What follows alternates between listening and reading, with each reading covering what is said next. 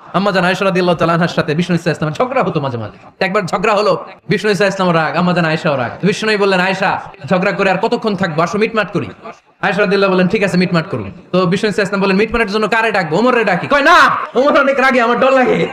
কয় তাহলে তোমার আব্বারে ডাকি। কয় ডাকেন। ডেকে নিয়ে আসা হলো। আবু বকর রাদিয়াল্লাহু তাআলা আনহু দাঁড়ালেন, আম্মা জান আয়েশা দাঁড়ালেন, বিশ্বনবীও দাঁড়ালেন। বিশ্বনবী বললেন, আয়েশা তোমার আব্বা আসছে, এবার ঘটনা খুলে বলার পালা, তুমি বলবা নাকি আমি বলবো? আম্মা জান আয়েশা বললেন, আপনি বলেন, তবে যেটা ঘটছে ওইটাই বললেন, মিথ্যা কথা কইেন না। আবু বকর রাদিয়াল্লাহু তাআলা রেগে মেগে আগুন। কি বিশ্বনবীকে মিথ্যা কথা কখনো বলবে? রেগে মেগে দিলেন মেয়ের গালে এক চড়। বাবার হাতের থাপ্পড়কে আম্মা জান আয়েশা উল্টে বললেন।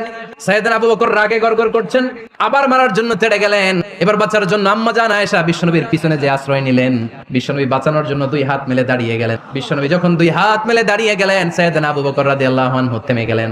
সাইয়েদনা আবু বকর রাদিয়াল্লাহু তাআলা আনহু ঘর থেকে বের হয়ে বারান্দায় দাঁড়ালেন। এবার বিশ্বনবী আম্মা জান আয়েশার কাছে যেয়ে বলেন, ইয়া আয়েশা, তুমি দেখছো কেমনে বাঁচাইলাম? আমি না থাকলে ভর্তা বানাই ফেলতো আজকে। আমি বাঁচাইছি তোমারে, আমি আমার লগে ঝগড়া করে তুমি।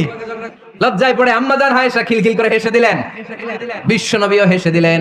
দুইজনের হাসির মধুর আওয়াজ শুনে সাইয়েদনা আবু বকর বাইরে থেকে অবাক, কিরে এতক্ষণ না ঝড় তুফান, এখন দেখি হাসি। সালাম দিয়ে অনুমতি নিয়ে ভিতরে ঢুকলেন, ঢুকে দেখেন আম্মা জান আয়েশাও হাসে, বিশ্বনবীও হাসে। এবার সাইয়েদনা আবু বকর রাদিয়াল্লাহু তাআলা আনহু বললেন, ইয়া রাসূলুল্লাহ, দুইজন যুদ্ধ লাগলে মীমাংসার জন্য যেমনি আমারে ডাকেন, এরকম হাসি আর আনন্দের মুহূর্তেও আমারে একটু ডাকেন।